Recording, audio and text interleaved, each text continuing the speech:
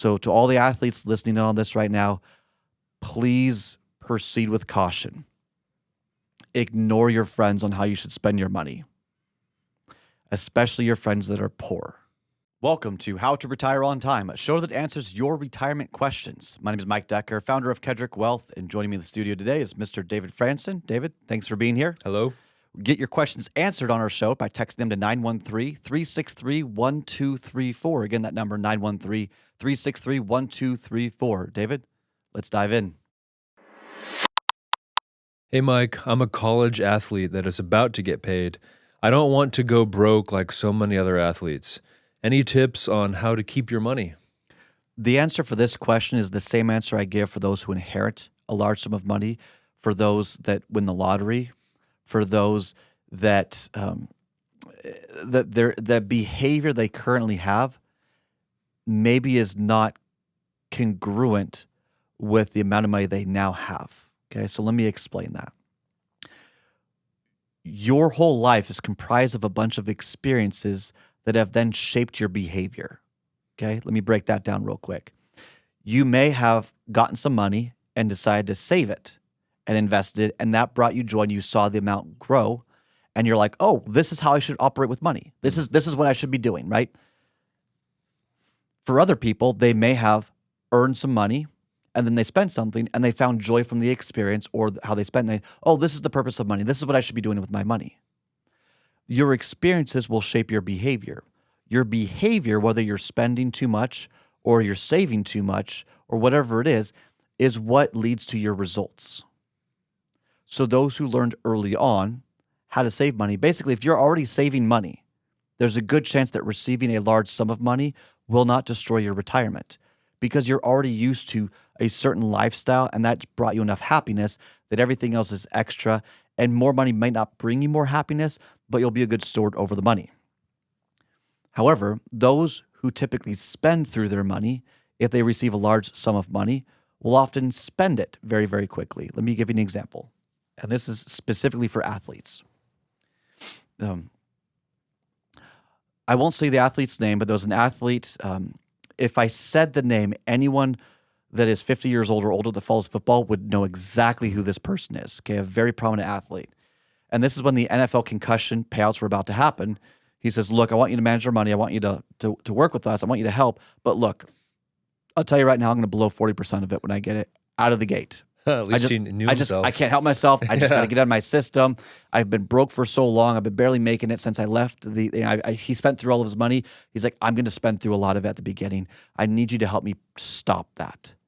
But I'm going to spend through at least 40% of this payout. I said, I'm sorry, but that's not a good situation. I was actually uncomfortable working with this person because of that very behavior. Because what typically happens is there's always another $10,000 purchase, or there's always something else that they could not own, conquer, or tame the behavior to then allow them to maintain or grow their wealth, to create financial stability. So the reason why I say this, why do people that win the lottery end up broke and miserable, and the lottery is almost worse off for them, is because typically people who buy the lottery are not well off. It's a tax on the poor. And so when they get the lottery, they think, well, they'll never spend this much money. They've never had this much money. And then when they do, they end up worse off. The NFL athletes, the Major League Baseball athletes, any professional athlete where you've worked your butt off, I mean, typically like near birth, all through elementary school, junior high or middle school, high school, you made it into college, you're full ride, and you're just a kid still, okay? And now you're getting paid by the NCAA and you're getting profit sharing of the school. You will start to have a windfall of assets, hopefully. Hopefully you're in one of those situations. But because it's new, there's a good chance that the fame and the attention is going to try to push you into a position to where you need to look a certain part. I love how Shaquille O'Neal. Yeah, we love that guy. Yeah, love what he did. So he interviewed a bunch of financial advisors, and as the story goes, he picked the most boring of them all. Right. He says, yeah, they're all going to promise you they can make you rich and do all this stuff. I'm not. We're going to choose boring stuff. It's going to be consistent. It's simple. You're going to keep a budget.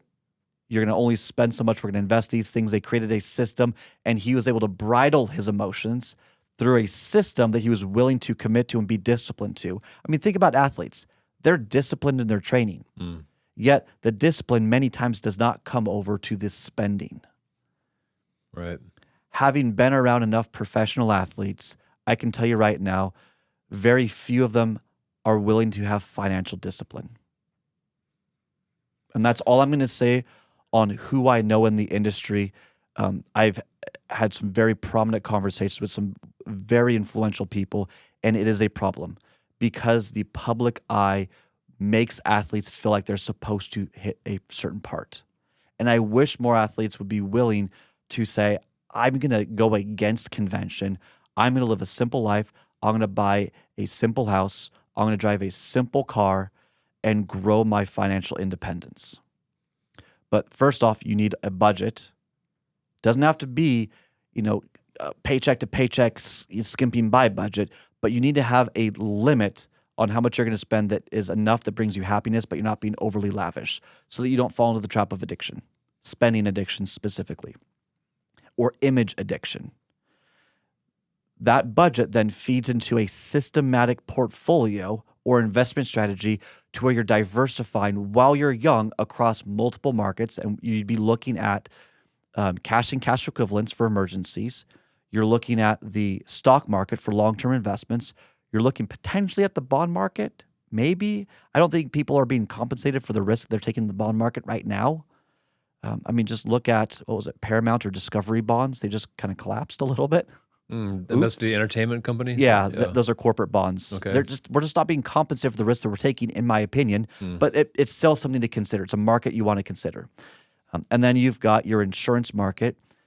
If you're a younger athlete, you may qualify for some very cheap permanent life insurance that you can leverage in a way that gives you more flexibility for tax minimization or certain investment opportunities in the future. Now, life insurance is not an investment, but the cash value associated with it, if you grow it the correct way with a small death benefit, can open additional doors for future potential business options, as you could potentially borrow against the policy and manipulate it in a certain way. This is very advanced stuff, by the way.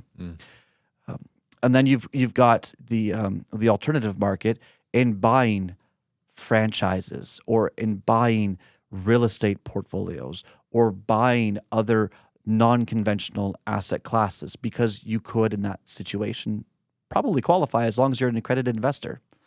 But do you see how it's not, I get all this money and I need to show everyone what it looks like? Oh my gosh, no, it's, I'm receiving the majority of the money I'll receive over the next 5 to 10 years. After that, I will never make this money. I'm humble enough to acknowledge that. So now I'm going to make sure that I invest it in a wise way, that it is tax efficiently growing and giving me more opportunities in the future. Wealth is not about making it. It's about understanding the system that you're following on the path towards an abundance in the future. And if every year your resources increase, you are wealthy.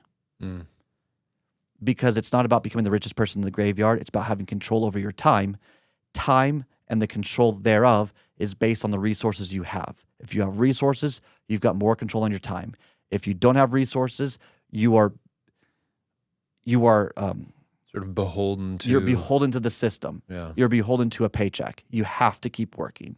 And for those that are working, but their 401k keeps growing, but their assets keep growing, do you notice how stress lowers as your other assets grow? That's the idea. It's a different playbook. It's a different strategy.